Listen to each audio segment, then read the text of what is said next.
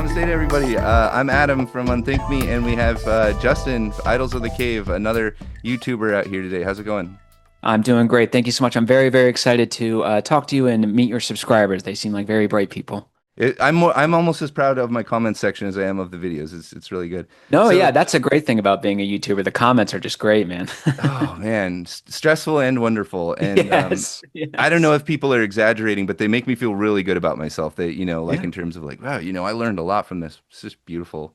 So Justin does Gebser predominantly, which was an influence on Ken Wilber. So the stage model of consciousness is influenced by Gebser's stage model of consciousness. We just had a conversation on the Idols of the Cave channel, which you should check out, links in the description, where we went over some of the kind of overlap of Ken Wilber and Gebser, and it was really educational for me. I hope it was educational for you as well. Yeah, absolutely. And we're trying to kind of define some of those points of overlap and some of the points where there's differences. I think that's kind of where we're arriving at with that. Gebser described the integral stage in what we would call the worldview line, or just in general, level 7 teal altitude is compatible with the Gebserian integral stage. Why did you start YouTubing all of a sudden? Like what is behind your motive here? Uh, What are you up to? when I was around 18, 19, I went through some personal problems for a few years. And then I picked up a book because I had no way to confer any sort of psychic order, contentment. And I realized after reading, oh, books can be awesome and you can actually learn from, and then you can, as Peter Sloterdijk said in The Art of Philosophy, when you're reading, you're collecting knowledge that you can use to balance the internal, the external, and use to improve those states. And so that just started the love of learning. And when I was in school, I was a C to B student. I didn't care. I mean, I had no idea I had any interest in learning at all. So I start reading, and mostly I'm reading nonfiction. Then I read Blood Meridian by Cormac McCarthy, and I was obsessed with that book. And I looked up book reviews for that, and I found a guy named John David Ebert. And John David Ebert, he's the one who put me on to Gebser. That dude, he's very spiritually involved. But that dude is just a fountain of knowledge and intellect, and I was just obsessed. I would watch his videos, and I realized, like, I don't know what this dude is saying, but I want to learn it. So I just started taking his courses, and they were really enlightening. And he kept mentioning this guy Gebser and Spangler. He was big on Spangler and Gebser, and every time he would go off on them, I would just kind of tune out because I never heard of him. But I decided to challenge myself one day, and I bought the book, and it just felt like it was calling to me. I don't know why. And I was reading William Irwin Thompson's The American Replacement of Nature, and he mentioned Gebser in that book. And that book kind of lost me because it was a little out there. So I just said, screw it. Why don't I pick up Gebser? And I got about 20 pages in, and I knew. I felt spiritually compelled to start a YouTube channel. And you can tell because I had no Wow. production value at all, because it was just me opening my camera. I mean, you can call it whatever you want. You can call it the psyche, you can call it the soul, you can call it the spiritual other side. Something was compelling me to share this, even if it just got 3 views. And I really did expect literally 3 to 4 views on each video, just because it's such an esoteric stuff. And I have a pretty small channel in terms of quantity. I think it's high in terms of quality. Yeah, I was shocked that 30 to 40 people would watch each video. And it was just so profound. I mean, there was a Justin before reading Gebser, and then there was a Justin after reading Gebser in every single sense. It was just such a profound bomb that I felt it had to be shared. And I thought it was important because John made me. I learned about the Spangler civilizational decline. Are you familiar with this idea? So essentially, each civilization has about 1,000 years. It goes through a cycle. It starts, it apotheosizes, and then once it turns into a civilization, that's actually the sign of the decline, and that's what we're in. So every civilization is about 1,000 years. We're at the end, unfortunately. So it has this unfortunately very pessimistic tone. But what John would say, and what Jean would say, is that you can keep intact your civilization if you make the transition to the new state of consciousness. So what Right. really Yeah, okay. brings down the civilization is you not being able to make that leap into the new consciousness. For example, Gebser in the first 5, 10 pages is a beautiful example. He talks about when the conquistadors went to the Aztec South America, Montezuma sent his high executives, if you will, his high leaders, and he sent them to go cast spells and engage in sorcery on the Spanish conquerors.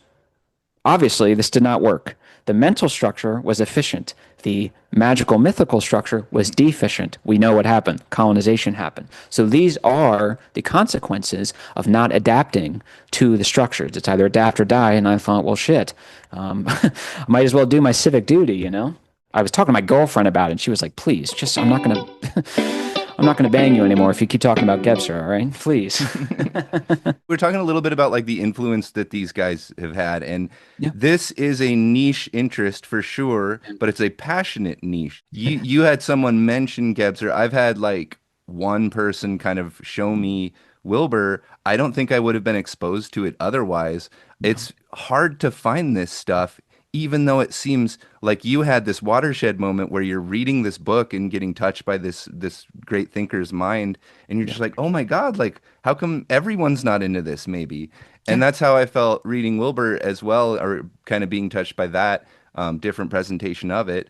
We're very concerned about like why that is and why it's so unappealing or uninteresting or unattractive to people. But the proof is in the model itself. It's like this integral stage is exceedingly rare and it's new and people just haven't really discovered it yet. So these are fringe books. And I was curious kind of about your perspective as someone who's been passionate about Gebser. Like, do you run into people who are familiar with him? Like, what his impact and does it get perverted? You know, does it change into things Yeah. that you don't like and kind of stuff like that? No, yeah, great question. So when I saw John talk about him, it was this big moment because I was a rationalist. Anything that did not fit into the rational box was bullshit to me, Oh yeah, no matter how valid or whatever. So for sure. he would be very rational, and then he would go off and start talking about Rudolf Steiner, Sri Aurobindo, Jean Gebser, all this stuff, and I had to live with that dissonance of like, okay, it's kind of cringe. But then I just thought, well, this guy's obviously more intelligent than I am. He's obviously more knowledgeable than I am. Why don't I just kill my ego a little bit and take it seriously? And then once that happened, then the handcuffs were released. But I have a couple speculations. I actually think postmodernity might have had an effect. And the reason why is because postmodernism is skeptical of meta narratives, and that meta narrative is at very least an undeniable aspect of Gebser's work. There is a story being told. Now, the evidence that he's pulling from was not socially constructed, but nonetheless, this idea of the evolution of structures, then this, then that, then this, it is a story. So I think it's possible it was just out of fashion. I don't think it necessarily had to be this malicious Right. And worse intention. yet, it was a meta narrative of hierarchy. Yeah. And that's Yes. double bad. And another problem, which I think I've heard you mention in your Wilberg iceberg, your Wilberg video, your Wilbur Wilberg. iceberg Oh video. man, Yeah, you should have how did I called it not that. realize that? But I think you mentioned how in that the specialization, which is actually a key point of the mental structure, the dividing and sectoring. I think he mentioned a few times in the interim words how academia just has this way. If you're not in the specialization, I don't want to hear it. I don't want to hear it. And Yeah, another problem okay. that I imagine Wilbur went through is this, what he calls methodological exactness, where he said one of the key aspects of the deficient mental rational stuff is hair splitting. So the rationalists take it and they hair split and they hair split and they hair split and they say you get 99.9% right, but this 0.1% is off, so we're going to toss it all out. It's very, very frustrating. But I think those are two big reasons. I think the second reason is probably bigger than the first. I think most people who go to Gebser are already interested in philosophy. Some people are already have that spiritual thing about them and they've just already reconciled the spiritual, rational, atheist stuff. But I think philosophy is a lot of my subscribers, and a lot of these guys have told me that they've really changed their mind and they find value in it. Some people have said Gebser has changed their lives because they do have that ability. What Wilbur and Gebser can offer you is a complete change in consciousness. It's a complete change in the way you relate objects to each other, and it opens up new things. So, like you said, it has that passion there.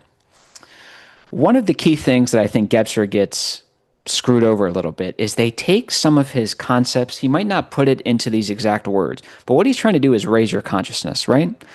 The problem with that is a bunch of cringe 14-year-old stoners who tell you that the part is greater than the whole and they don't know anything. They have kind of taken that, right, or opening the third eye, and they've made it cringe. So I mentioned this in one of my Kill Rationalism videos. You need to make it very clear that there is a difference. Remember those girls you used to hook up with like in high school and college, and then after you were done, you would just kind of like listen to them babble, and they'd be like, "Oh, my chakras, and I'm just so out of alignment." Like we need to draw a distinction between them and us. Okay, we're very intelligent, and we can do the spiritual stuff. And unfortunately, all of his ideas have been brought down to the lowest common denominator. So now it's just hippie stoners. which is So good, that's which a is big part of the following is kind of that. Okay. Well, yeah, weird. unfortunately, Okay. yeah. Huh. Well, kind of. They don't know Gebser specifically. These guys, they don't know. They Okay. don't even know who Kant is. They just take these They ideas throw and out a particular bit of yeah, it. and they just Okay. kind of work with the dumbest possible. And it's like, oh God. What is the spirituality of Gebser? Like, how is that kind Sure. of defined or understood? So literally everything, internal and external, mutates from a preceding spiritual whole that he calls origin. So, this Okay. evolution of consciousness are actualizations of aspects of this spiritual whole. And spiritual whole can be realized through us, almost in like a Hegelian sense. I do think he draws a distinction between him and Hegel, though, but I do find some Sure. Yeah. similarities where origin can shine through. This is where, like, a good example is timeless art. So, like Vivaldi, Bach, Mozart, It's Raining Men by the Weather Girls. These are timeless art because they originate from a spiritual whole that is pre-time, pre-timelessness, pre-space, pre-spacelessness. That's why they are timeless because they transcend time. So integral structure is all about finding those quantifiably immeasurable, qualitatively immanent structural intensities that shape and condition the way external objects in space appear to us. And then I think what Gebser is saying is when you dig further enough, what eventually you're going to find is the spiritual whole. And the way you realize this is essentially through epiphany, through presence, putting the brain aside for a second, putting the abstract systems to the side for a second, and irrationally being present with the quality of the present moment. And this is usually understood almost exclusively through time as an intensity, because time brings with it the past and future integrated. And it's a potential for a qualitative presence. So that's kind of his spiritual cosmology. That's really interesting. Okay. So, would you call that like states of consciousness, I suppose? Yeah, Like no, that's one way of putting recognition it. of Yeah. source or recognition of, Mhm. okay. So, would he be like compatible with like a Jungian view or like what do you think like a Jungian might, like Carl That's Jung might interesting. differ or, So he would say the unconscious is an irrational element. It is immaterial and it does exactly that. It's quantifiably immeasurable. You can't measure it. It's qualitatively immanent. It's inside us. It is immanent rather than out there. And it is a structural intensity. There is a structure and it intensifies our movements in an out world. So when I had a psychological state of I wanted to talk to Adam, I reached out to Adam. You can see how the intensity is exactly that, conditioning and shaping the extensity. So he disagrees with Jung, or he agrees with Jung in one sense that the unconscious, he would also say the archetypes are an irrational manifestation. The archetypes point you to something. He would say they point you to origin. He would say they point you to that spiritual whole that if you can become conscious of it, as Holderlin said, soberly holy, now we've got new powers, baby. Now we've got new benefits that we can reap that the rationalist or the irrationalist or the pre-rationalist can't do. So he's um, a big fan of Jung, but he also disagrees in a sense because he says the synchronicity that's just magic structure. That's the unity of the magic structure. okay, yeah, yeah. He's a great So admirer, but he's also a critic in a sense. one question I have like with that is like if you were at, let's say you're pretty centered around the magic stage. You're a pretty magic being Mhm, as an adult, let's say even mhm. in a magical society. What integral would perceive as spiritual for that person? Can they have that experience of source or would epiphany be their recognition of a higher truth or like how does spirituality relate to the lower stages? Well, that's an interesting question because it's very interesting that the spirit is a complement to soul. Now, soul only comes about with the mental structure, which is interesting because you would think, with the rationality being limited to the quantifiably measurable and consciously known, well, the soul is not quantifiably measurable, my friend. So you would think these are antithetical, but they're not because if you have a soul, that presupposes an I, which presupposes an ego, and that's mental stuff. So as far as the magic structure goes, everything is understood through experiential unity. So the way it relates objects in the world to each other is everything is unified. My mouse and my little speaker here are not divided. They are all world. They are all one, and everything emanates magical forces. This is the source of all ritual, all rite, all totems, all idols. Why? Because you are trying to release yourself from the determinism, if you will, of the magical world. So, in some sense, there is a spiritual aspect here, clearly, because there's like a magical element and they're having all these numinous experiences and all this stuff. But on the whole, there's not much engagement with spirituality, or definitely not engagement with spirituality proper, origin, as Gebser would say, and the magic structure. Now, in the mythical structure, you start to see some engagement, but it's deficient. So let's say you're very upset or something, and I say, you've been possessed by a demon. Remember, the mythical structure was preceded by the discovery of the soul. So we can see how the idea of spirit is being conditioned by the soul. So you have been possessed by demons. My brother has been possessed by an angel, or maybe has a guardian angel. Anytime you start to see this personalized spiritual aspect, that's mythical structure. Whereas in the mental structure, spirit takes on a more Christian conception almost. It becomes a person, which is in line with the mental structure because man starts to be privileged over the gods. So it starts to become personified, like in the work of Martin Luther. And then in Origin, we drop all that nonsense and we just see right through it. And we see Origin as a whole. When Origin is sort of speaking through you, there's really no I going on here. When you're in that state of irrational epiphany, there's no sense of Justin here. There's no I. It's just complete subsumption in the spiritual whole, the spiritual presence, which I imagine would align with one of your stages, hopefully. I think. This is getting into the romantic view versus a developmental view of what spirituality is. Spirituality unfolding forward through time as opposed to being found at some prehistoric source or some ancient source. So I would differentiate a couple of things maybe just from that presentation. In Integral, I think that we tend to typify this in a particular way, which is states of consciousness. And what states of consciousness are is essentially what you're describing this experience of or as source. But I think it makes it much more viable to kind of imagine that the state of consciousness has certain preconditions and ingredients, some of Yep. which we're aware of and some of which we're not aware of. As we go up through stages, we can become better able to recognize what those ingredients are. Yep. So we can consider an enlightened state or a spiritual state of consciousness as an accident that occurs in the consciousness of ego. It's not something you really intend as long as you are ego. So to transcend ego, then you finally get like why you were even doing it in the first place. Yeah. So at those lower stages, we kind of see it as an accident that can happen, and that at that magic level in particular, when that accident happened, just like when fire struck a tree and they want to save that fire forever, they would go, "Oh my God, we have to preserve whatever the hell happened in that epiphany." We don't know what happened. Maybe they ate mushrooms. Maybe they just like had this incredible technological discovery. Something caused this person to have that eros, that flow Yep. towards spirit, or that recognition that all of this is some sort of illusion of suffering, and that I'm free and that I am source and all this. Like that can happen at any of these levels. It just becomes more self-aware as you go up through these stages. It's the ever present origin. It's Yeah, perpetually present. It can be accessed at any time. That's the benefit of time as an intensity. It carries with it qualitative potential.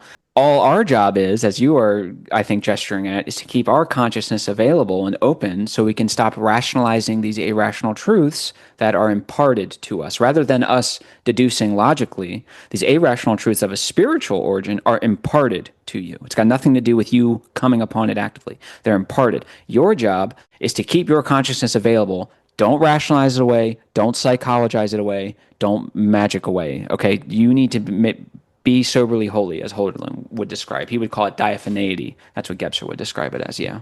yeah, because the structures, as you develop, the structures that you're capable of being aware of increase, and they Yep. increase in complexity. So it Yep. actually becomes a more daunting prospect to have a Yeah. spiritual experience when as you become more and more entrenched in your knowledge of your world and what's happening here. Now, the romantic view, the problematic, perhaps in a developmental evolutionary view, is that animals does a dog have Buddha mind? Animals are experiencing consciousness. We as infants experience consciousness. Cavemen experience, enlightened consciousness. And then we fell away from it into this sinful world of ideas and Yeah. language and civilization, and this Yeah. corrupting, unnatural, synthetic thing Yep. that we've done to the Mhm. poor mother planet that we live on. Yeah, you And see this a lot with the right. The right's always trying to go backwards. The political right, they do the rational one or the other. It's either go forward off the cliff from their perspective or go backwards. They don't go forward integrally. They want to go backwards into the what they want to do is they want to negate the mental structure, and that's never going to happen. It's just not going to happen. I don't know what to say. yeah, they want to kind of return to more stable structures that they would perceive as healthy, because they're only seeing threatening structures that are Yep. unhealthy, that might Yep. even be at a higher level technically, but just not it's a weird, Yep. creepy Frankenstein thing at this Yeah. point. Sorry, they can't muster the intensity of consciousness to go forward. It's a lot Yeah. easier to go backwards. Yeah, like looking at spirituality overall from a non-romantic view, this is kind Mhm. of very counter to how today's kind of like spiritualists tend to see. When you ask someone if they're spiritual, there's so many contexts and assumptions of what that is, or whether it relates to a religious tradition or practice or view or philosophy or anything. So one of our real goals in Integral is to really define like what all the different ways spirituality can be understood. And we try to kind of pin it on states of consciousness of a transcendent nature and kind of say that the religions that form around those are ultimately trying to point towards transcendence in some sort of way, whether it's through myth or through miracle. I make the argument a lot that the atheist is often as spiritual or more spiritual than the Christian or whatever religion in today's world, just in their sense of being plugged into source, open and aware and accepting of whatever reality may be. It can differ, but there's these kind of cliche stereotype versions of all these views. And in that sense, we associate the spiritual person with either kind of a romantic view, romanticizing magenta or the magical view, or romanticizing medieval Amber Yeah. Meme membership views. Yeah. So the atheists can be very spiritual, even though they're entrenched in a worldview that kind of denies that about reality or the self. Having just that basic reverence for nature and for truth is itself an expression of Christian values. Mhm. So if someone were to like my deal with the Christian membership thing is like I consider myself a Christian. I don't accept other people's authority to declare themselves or anyone else Christian. And most people who consider themselves Christian would not consider me Christian. So it's not very fair for me to consider myself Christian in that context. Yeah. But of course, I'm a product of a culture that was European Christian in nature, mostly. In my case, a little more Judaism involved in there, but it is definitely Judeo-Christian. For me to find Eastern spirituality was me reaching out into this kind of strange place wherein I found things about my native religion that I wouldn't have even known. The whole like Gnostic view of things and Yeah. the idea of the story of the New Testament being pointing out instructions for higher states of consciousness. No, yeah, there's some great stuff, and that's a good point about the atheist being spiritual too. I think it touches on the interplay of the what Gebser would call the consciousness structures. They are divided in a sense, but they become divided when you frame them as being divided. That's why you have a lot of atheists Absolutely. being more religious than some of the religious because it's like the worst of both worlds. You're not being wholly rational, you're not being wholly irrational. Another point of similarity there, what are we doing when we're getting into spirituality? We're searching for the unconscious foundations of life. That's what we're doing. We're searching for the unconscious foundations of life. Is that not exactly what we're doing when it comes to science and anthropology and Absolutely. Yeah. archaeology? Okay. We're Yeah. doing the exact same thing. We excavate the heavens to find the unconscious foundations of life. Once that gets cut by Darwin and Nietzsche, they were wrong. Not heavens necessarily in a Christian sense, it can be, but a spiritual side. Once that gets cut, those same energies are now focused on the valueless facts, right? Now we're going in, we're bringing it back into the world, the terrestrial sphere, not the spiritual sphere. When we do it with the spiritual sphere, that presupposes an engagement with the soul, which is obviously personal. When we do it with science and rationality, in accordance with rationality, it is impersonal. It's valueless facts. So in many ways, the atheists are very similar to the religious that they love to mock, that they love to deride, but I don't get Yeah. it. But. Wilbur has a really cool book that's kind of atypical called Quantum Questions, where it's just a collection of passages from all these great physicists, all the great people who came up with like models Mhm. in physics. You'd assume that they'd be materialist, pragmatic, rationalist, and Yeah. they're all talking about God and spirit and how like they this came to them in a dream and they were Yeah. motivated by like all these like things Yeah. that people would consider really woo woo and weird, but it's like Oh. that's how these dudes are thinking when they're coming up with the science theory that we know of today. These are Yeah, wasn't Newton super big into like alchemy or wasn't I remember Newton like all of 80% of them. his work Yeah, is just insane yeah. like from Like a to be scientific an perspective. expert in the deep Yeah. mathematics, even of the time, Yeah. like you had to be in these kind of cultish Yeah. associations. Yeah. One of the thing Gebser says is there's no doubt that soul and spirit when he talks about the soul and spirit, there's no doubt that these existed. There's no doubt. There is no question. Every single culture, every single group agreed that these existed. They might not be measurable, So when you focus on only the measurable, then they seem silly, but no, they're there. You just have to look for it. You just have to find it, have to unobscure it. But that's easier said than done. You point out that what we call the psyche and what we call the soul are roughly referring to the same thing. Yeah. And it's kind of funny, like my audience would be much more warm towards the idea of calling it psyche. Your audience would probably be much more interested in calling it soul. But I think that that's where you find this integral middle ground is to even realize that we're talking about the same thing here. Yeah. They're Like both the aspects of the essential element nature. of Yeah. intensity. The psyche, it's all intensity. And the psyche becomes the psyche when you measure it as such. And the soul becomes kind of like electron with Schrodinger's cat. Is the electron spin up or spin down? Don't know. Your consciousness has to make that decisive factor. Same thing. Is it the psyche or is it the soul? Your consciousness has to make that decisive factor. Now, I haven't gotten to it yet. I do think there is a difference between the psyche and the soul. I think Gebser would say the soul is the home of values. It is that aspect of the intensity, internal element that is transformed through myth, through experiences. Maybe, God forbid, a child pass away, or maybe your mom or something like that. I think there's some differences, but I'd probably agree with you more. We're kind of talking about the same I thing. think that for those two terms to kind of embrace one another more is really important. Yeah, we need to recognize that when we talk about the mind, the entire Yeah, mind, we're referring to it in both a right quadrant and a left quadrant yeah, way. When you're talking more about the left, my own experience of the mind, hmm that's more the soul, what I would yeah, call the soul. When yeah, you're talking more about things that can be factually recorded or yeah, behavioral studies, things that people would observe about my character, that's more referring to the psyche of yeah. Adam. That's a great You way can of diagnose my viewing it. psyche, but Yeah. you can't judge my soul, maybe. Yeah. Gebser would say the soul is irrational, the psyche's rational. Yeah, there you There's a go. measurable aspect. I think that's a perfect way of delineating it. Yeah. The quadrants are just left and right by visual, s- Yeah. it doesn't mean anything, but it's interesting how it does relate to left and right brain, left and right Yeah. politics. There are these dualisms which call themselves left and right, even just thinking of right as progress, left as regression, you Yeah. know. It's interesting the overlap there. Well, it's polar complementarity. I think that's what it is. I Yeah. think you can't have one without the other, and that's why you see them come up. And I think they had scientific evidence. Wasn't there like studies that when you're in a state of fear, your brain shoots off neurons? It's both fear and excitement at the same time. Like Oh, they it's both. that's got to be true. I Well, there mean, you go. I mean, yeah. polar complementarity right there. I mean, it's kind of like mythical left and right. Left is that Dionysian principle, at least the Nietzschean version, which is irrationality, revelry, sex, pleasure, ecstasy, and when the right is the order, reserve, kind of stoic, rational.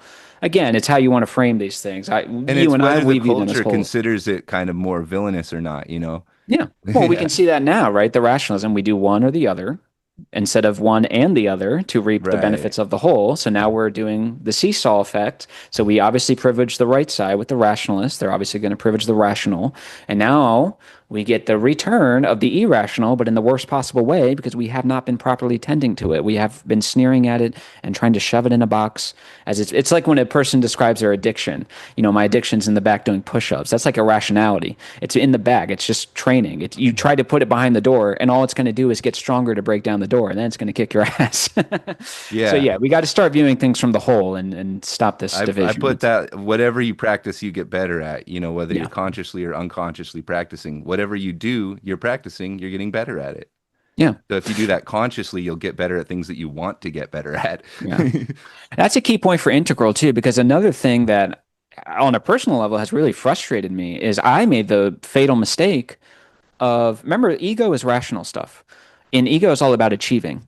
I did not heed Gebser's warning. I made a mistake. I tried to achieve integral consciousness. That is arrogance. That's assuming that you are the only thing in charge here. You are not. That is the whole point. Gebser's thing is origin is really driving the car and you've just been telling it where to go. And it kind of goes where you want to go, but it'll just drive you off the cliff eventually. So the balance here is about making happen and letting happen. It's kind of like what you're saying. There are some techniques, if that's what you want to call it, but just know that that's only one half of the picture. Like, don't get frustrated if you're thinking about it really hard and you don't get it. That's the worst thing you could do. That's what we're trying to transcend. You know what I mean? It's interesting. Yeah, that very much relates to stage development as well as spiritual state practice. Yeah, There's a lot of material on, non-attachment to attainment itself, yeah, or the pathless path, the gateless gate, that you're yeah, always already, that it's not.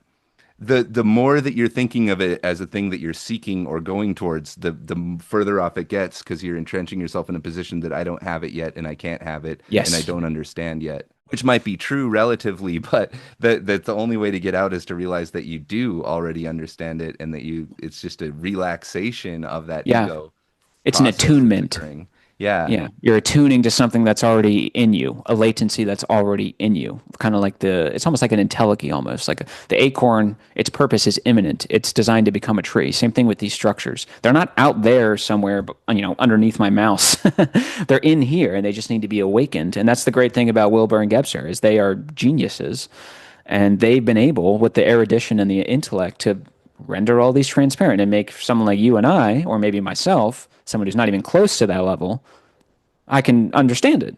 They speak relatively clearly. I think this is a thing that is part of the kind of struggle of the integral stage is that you become self-aware Yeah. of your limitations and you do it is a sort of metaphorical ego death where you kind Mhm. of recognize that to whatever extent I'm pursuing my own egoic interests, I'm probably not going to plug into this whole current that I Yeah. could get sucked into and I could get amazingly better life outcomes from my own perspective if I just let go a little bit with my whole thing I'm trying to broadcast onto everything, my Yeah. need for power and control.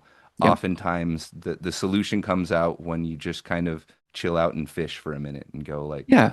soberly assess and judge what Yeah. you think about what's going on. Yeah. Yeah. Transcend the ego. Recognize that you are not your ego, and your ego is driving you. What Goethe would describe it as the myth of deed and death. This idea of it's another aspect of time as an intensity. When you view time as an extensity, it becomes a spatial container. You divide it into these spatial containers. So now we have an hour, we'll say, or 30 minutes. Well, if it's a spatial container, then it must be something that you should fill. And if you're filling it with meaningless nonsense, you're just running the nihilist meaningless rat race because you're filling time. You become these Sigma male grind bros. Those guys are miserable.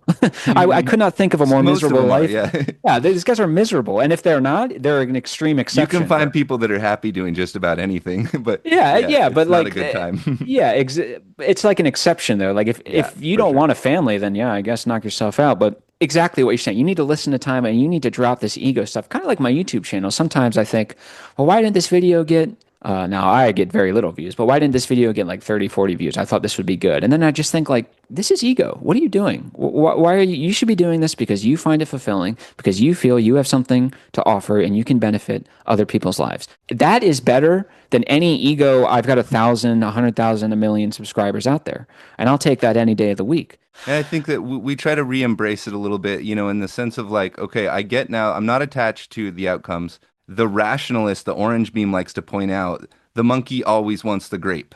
The Yeah. monkey might pretend it doesn't want the grape, but so I do the same thing. I do this channel for passion. I don't intend to make money. I don't care whether people like it. I assume they will because I'm awesome, but if they don't, that's their Yeah. fucking problem. That kind of thing. At the same time, it's like, yeah, I do want more views. I will do little things that'll increase my Hmm. views. I'll title my video, thumbnail it in a certain way, edit it in a Yeah. certain way because I do think this is important. I do want it to get Mm. out there. And so we're embracing both of those at the same time, our non-attachment, but also just that like I'm taking care of this ego here. This ego wants things. It Yeah. probably deserves them. So let's maximize that. One thing I did want to kind of get into a little bit is in the things you were talking about before is the concept of the super ego or the internal parent. I think that that duality manifests a lot in terms of the way that we parent ourselves internally, Hmm.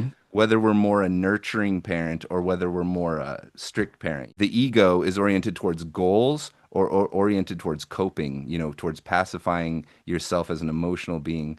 I think that a lot of the imbalance we see is that people find that to be disagreeable, the idea of nurturing themselves or the idea of enslaving themselves. One or the other of those I think they can become imbalanced if a person doesn't parent themselves successfully in their own superego, as both a mother and father to one's own ego. And that can squirt out in really peculiar ways. But I think this is a thing that we confront at this integral stage.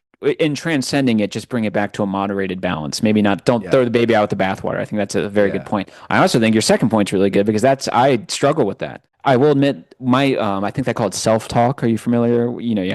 kind of Yeah. very bad for me. Like Oh, really I bad. mean, I can tell, and you can probably tell that about me too. I'm very hard on myself. Yeah. And it's very like my girlfriend, I remember she was like, you need to chill. Like you get really hard on yourself.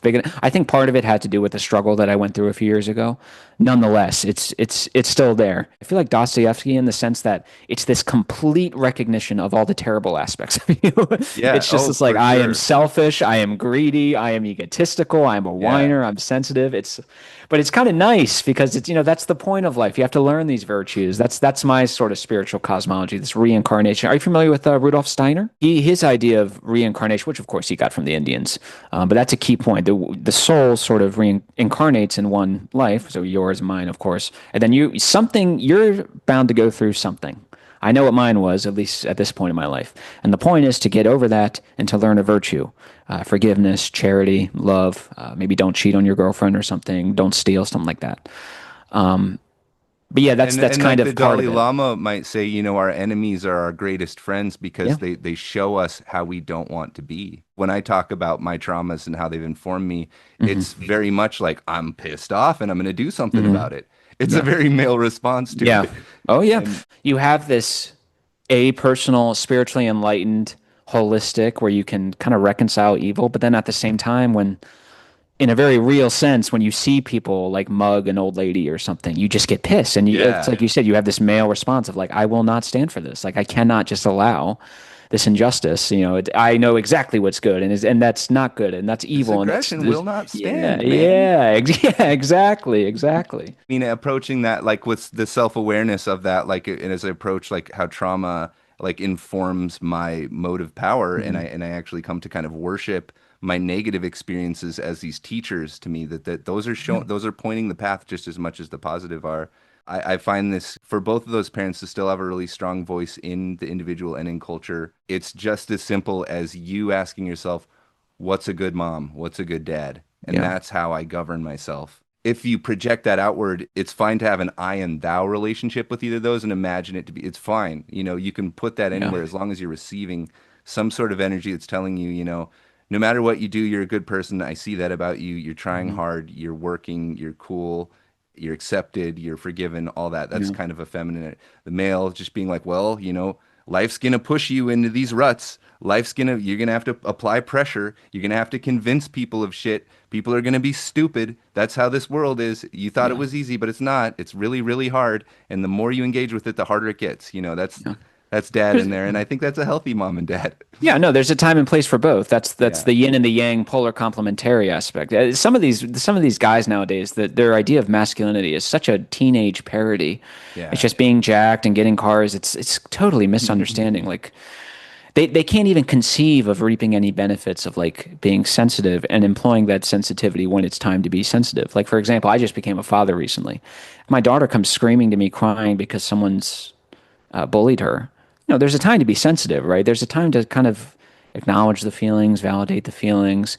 And if my daughter comes to me and she's just whining because she doesn't want to do something, now it's time to say, no, this is life. You have to do things. Sometimes it's not about what you want to do. It's very simple. That's the rationalism, right? It's one or the other instead of both. You can have both. You And can do, yeah, in like a mother father like traditional situation, that would be your deal is yeah, you're toughening her up, and yeah, when you take her to the breaking point and she's yeah, just having a tantrum, then mom's like, "Oh, it's okay, exactly. we'll try again next time."